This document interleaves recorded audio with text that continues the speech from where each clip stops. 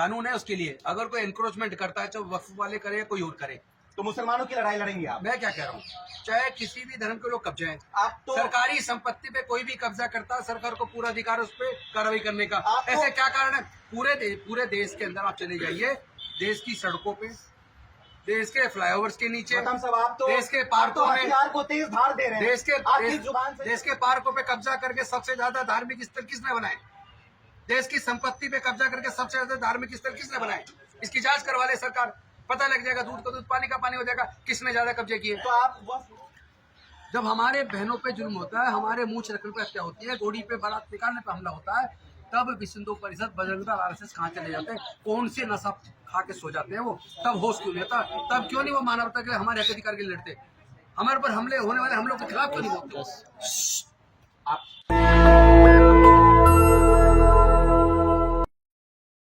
जो लोग जिनका नजरिया ही पक्षपाती है, वो इसे ये देखेंगे कि ये तो मुस्लिम का पक्ष में बोल रहा है, क्योंकि बौद्धों की भी तो सारी विरासत कब्जा करके सारे बौद्ध मंदिरों पे कब्जा कर लिया।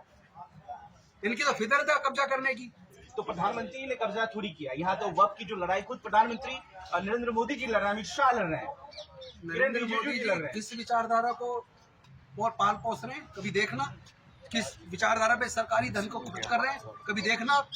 तो सरकार तो कह रही है कि इस्लामिक उद्देश्य से जो भी काम होगा वो वक्फ की प्रॉपर्टी नहीं होगी, वो सरकार की प्रॉपर्टी हो सकती है। प्रॉपर्टी पहले से है, उसी समाज के लोगों ने दी है। पहले समझ लो, वक्त को पहले पढ़ लो। डोनेट के अलावा भी बहुत पहले है। नहीं तो सरकार तय करे। तो पूरी दिल्ली तो वक्त की प्रॉपर्टी होनी चाहिए। उसके लिए एक्ट को बदलने की जरूरत नहीं है, कानून है उसके लिए। अगर कोई एनक्रोचमेंट करता है, चाहे वक्फ वाले करे या कोई और करे, तो मुसलमानों की लड़ाई लड़ेंगे आप? मैं क्या कह रहा हूँ, चाहे किसी भी धर्म के लोग कब्जे हैं, आप तो सरकारी संपत्ति पे कोई भी कब्जा करता है, सरकार को पूरा अधिकार है उस पर कार्रवाई करने का। ऐसे क्या कारण है? पूरे देश के अंदर आप चले जाइए, देश की सड़कों पे, देश के फ्लाईओवर्स के नीचे, आप तो देश के पार्कों में हथियार को तेज धार दे रहे हैं। देश के इस जुबान से हथियार को तेज धार दे रहे हैं। ये आपका नजरिया हो सकता है कि आप किस दृष्टि से देखते हैं। देश के पार्कों पे कब्जा करके सबसे ज्यादा धार्मिक स्थल किसने बनाए? देश की संपत्ति पे कब्जा करके सबसे ज्यादा धार्मिक स्थल किसने बनाए? इसकी जांच करवा ले सरकार, पता लग जाएगा। दूध का दूध, पानी का पानी हो जाएगा, किसने ज्यादा कब्जे किए। तो आप वक्फ को पूरी दिल्ली सौंप देंगे? पार्लियामेंट भी वक्फ की ही कभी थी, जंतर मंतर पूरा जो लुटियन दिल्ली पूरी वक्फ की ही तो थी पहले। कोई कह रहा है वक्फ मैंने कहा है क्या इनको? नहीं, तो अभी भी तो कई सारी संपत्ति जो लुटियन तो अभी भी है वक्फ की प्रॉपर्टी। आप खामे का चिंगारी लगाने का काम क्यों कर रहे हैं? नहीं, आप तो आग लगा रहे हैं। क्या अभी तक किसी मुस्लिम ने ये कहा कि ये जो संसद भवन है ये हमारा? ऐसा में तो कहा है, किसी ने डिमांड की है, किसी ने केस डाला? तो फिर आप क्यों फिर खामे आग लगा रहे हैं? कई सारी कब्रिस्तान है, मस्जिदें हैं, अगर जो ये जो जिसका उसका रहने दो ना। मैं तुम्हें तो क्या आप नहीं चाहते कि इंट्रोड्यूस हो? मैं बिल्कुल नहीं चाहता कि ऐसा कोई काम हो जो दूसरे की प्रॉपर्टी को हड़पने वाला हो। लेकिन हिंदुओं का जो एक बहुसंख्यक, मैं तो कह रहा हूँ महाबोधि टेम्पल को मुक्त कर दो पहले तो।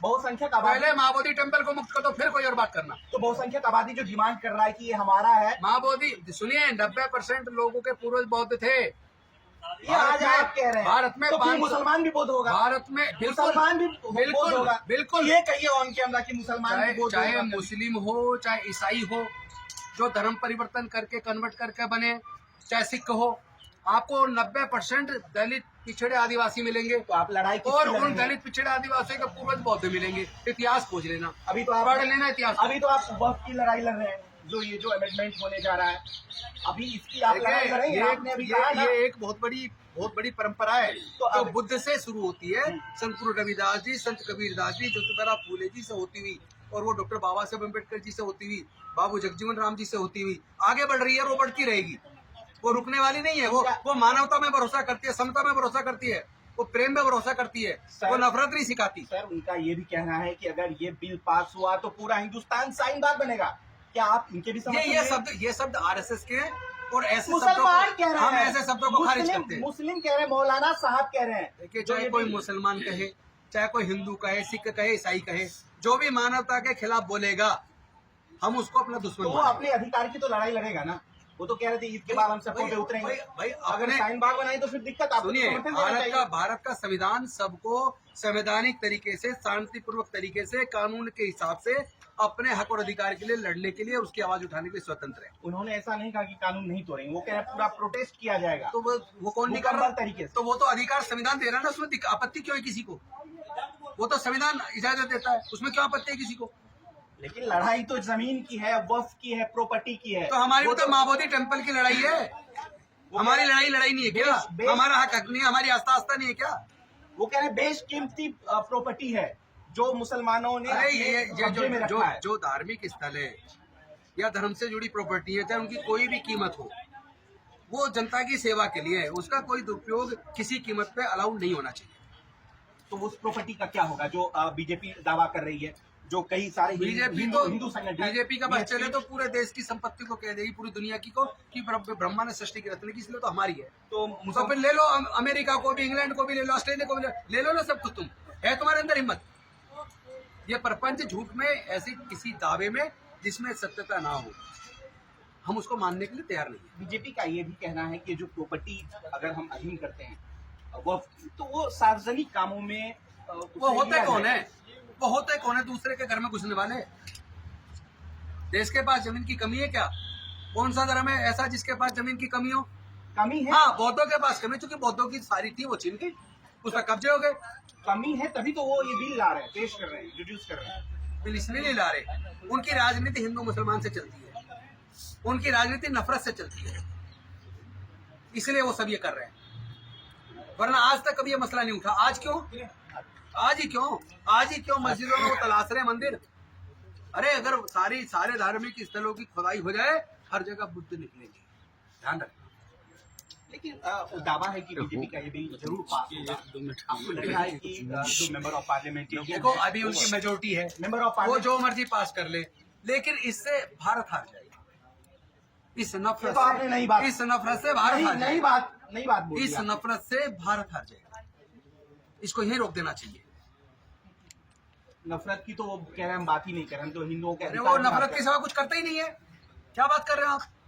वो नफरत के सिवा कुछ जानते ही नहीं है। वक्फ की प्रॉपर्टी अगर आती है तो उसमें आपका भी हिस्सा है। नहीं, मुझे आप डायरेक्ट सोचो कि वो हमारे मुझे पता है, ये मैं नहीं कह रहा हूँ। मुझे पता है देश के दलित, मुझे पता है देश के दलितों, पिछड़ों, आदिवासियों को ये कभी कुछ नहीं देंगे, मुझे मालूम है। तो फिर ये लड़ाई जिनको सुनिए, आपको मैं बता दूं, जिनको 20 सूत्री कार्यक्रम में जमीन का पट्टे दिए थे, खेत की जमीन के, उसका भी कब्जा आज तक नहीं मिला।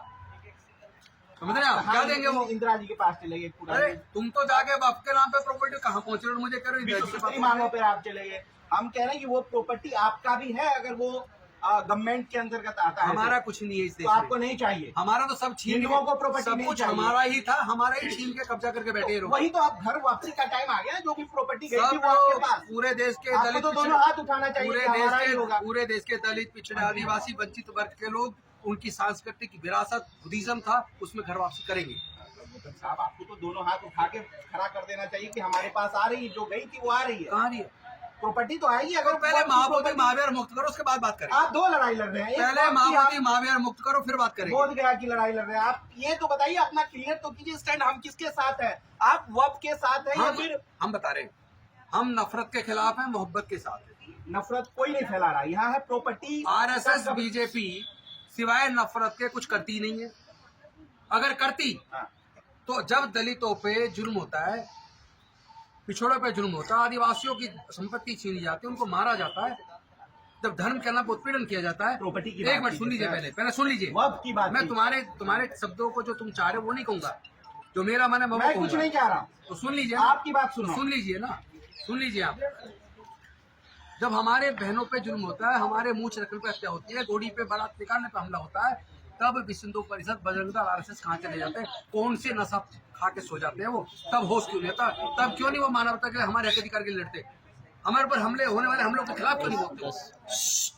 आप मुसलमानों के साथ हैं, एक बार बस इतना हम जानना चाहते हैं, आप हैं कि नहीं? हम मानवता के साथ हैं और हम सभी धर्मों की आस्था की इज्जत करते हैं। ये डिप्लोमेट बात है। कानूनी तौर पर आप तो किसके तुम्हारा मामला में पक्षपात की बात कर दूं? नहीं, मैं ये नहीं कह रहा हूँ। नहीं, आप यही कह रहे हैं? कानूनी तौर पर आप किसके मैं साथ? अपनी बात कह चुका। आप जो लोग चाहते हैं, समझेंगे नहीं ना, आप जो बोले मैं जानता हूँ आप चाहते हैं मैं मेरे मुंह से डिप्लोमेट बात आप कर रहे हैं, चाहते हैं क्या मैं चाहता हूँ डिप्लोमेट नहीं, आप चाहते हैं मैं आपके हिसाब से अपनी बात कहूँ। मैं ये सोच रहा हूँ, मैं आप किसी का कोई दुनिया में कोई ताकत नहीं जो अपना विचार हम पे जबरदस्ती नहीं, मैं थोप ही नहीं सकता। आप मुसलमानों के साथ हैं कानूनी हम मानवता के साथ हैं, इंसानियत के साथ हैं। लड़ेंगे, आप इस बिल के लिए लड़ेंगे। हम हर उस व्यक्ति की जायज मांग के लिए लड़ेंगे। कम से कम इतना तो बोल दीजिए पार्लियामेंटेरियन को कि बिल समर्थन ना दे। मैं तमाम पार्लियामेंटेरियन से निवेदन करूंगा, इस नफरत को रोकिए और देश की इस संसद में ऐसा कोई बिल पास मत होने दीजिए जो नफरत फैलाए, जो समाज को आपस में बांटे, आपस में लड़वाए। नेशनल दस्तक की आपसे गुजारिश है कि अगर इसको बचाना चाहते हैं तो नेशनल दस्तक को सब्सक्राइब करने के लिए रेड कलर के सब्सक्राइब बटन को दबाएं,